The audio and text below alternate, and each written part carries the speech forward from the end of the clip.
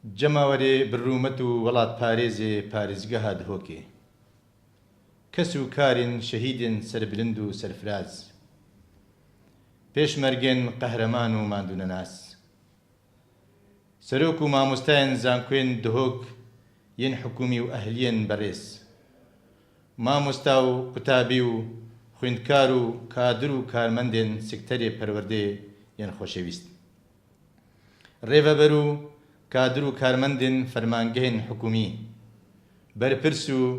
کادرێن پارت و لایەنێن سیاسی بەڕێزان ڕیسپی و پیا و ماقول و کەسایەتیەن جواکیەن بەهاگران بەڕێزان پیاوێن ئاینی یەن مسلمان و کریستیان و ئێزدیان بەڕێزان جۆتیاران کرێکاران کاسبکاران تەڤایە جەماوەرێ پارێزگەها دهۆکێ یێ بڕوومەت و قەدرگران سبە دەمژمێر ئێکی پشتی نیڤرۆ تاک و پێنجی ئێواری ڕێورەسمێن تازیە سەرۆک مامجەلال لە سەنتەرێ پارێزگا دهۆک لە مزگەفتە حەجی ئەحمەد دهێنە گێڕان ئەڤ ڕێورەسمێن هەنێ وەک رێزگرتنێک بۆ خەبات و ماندووبوون و بلیمەتیە سەرۆک مامجەلال مەڵبەندێ چارێ ڕێخستنا دهۆکی ئێکەتی نیشتیمانی بە هەفکاریت گەل کارگێریە پارێزگاها دهۆک یا بەڕێز و لقا ئێکا پارتی دیموکراتی کوردستانە هاوپەیمان و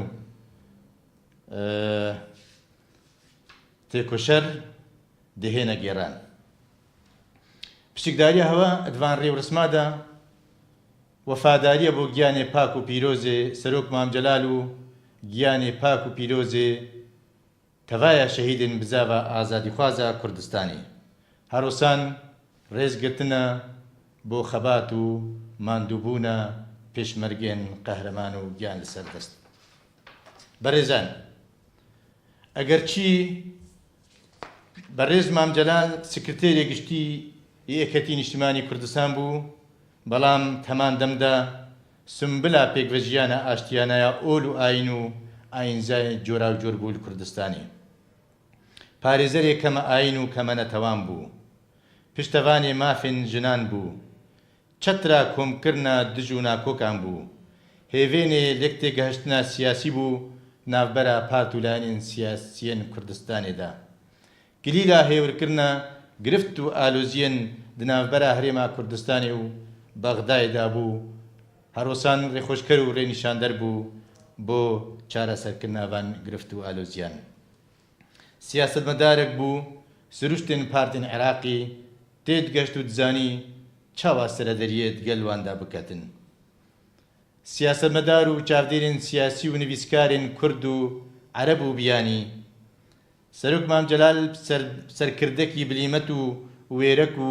دووربین و دیموکراتخواز و ئازادیخواز لە قەلەم ددەن و بمامێ هەموو کوردان دەهێتە ناسکردن لەداویێ دووبارە دەبێژم و ئومێدەوارین دووبارە دەبێژین و ئومێدەوارین چاوا سەرۆک مامجەلال دژیانە خوددا چەترا کۆمکردنە ناکۆک و دژا بوو چاوا کلیلە چارەسەرکردنە کێشە و گرفت و ئالۆزیەن پارتێن سیاسی بوو لە هەرێما کوردستانی و چارەسەرکردنە گرفت و ئالۆزیەن هەرێما کوردستان دەگەل بەغدایدا بوو خۆسان ئومێدەوارین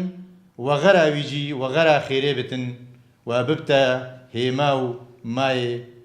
لێک تێگەشتنە سیاسی و چارەسەرکردنە گرفت و ئالۆزیان دووبارە دووپات دکەین پشێکداریە هەوە دوان ڕێورسمادا وەفاداریە بۆ خوینە شەهیدان دلسۆزی و دلۆڤانیاوەیە هێمایە وڵات پارێزیە هەوەیە واجهێ ڕێز و قەدرگرتن و شانازیامەیە مەڵبەندێ چارێ ڕێخستنا دهۆک یەکەتی نیشتیمانی کوردستان هەفتی 10/2017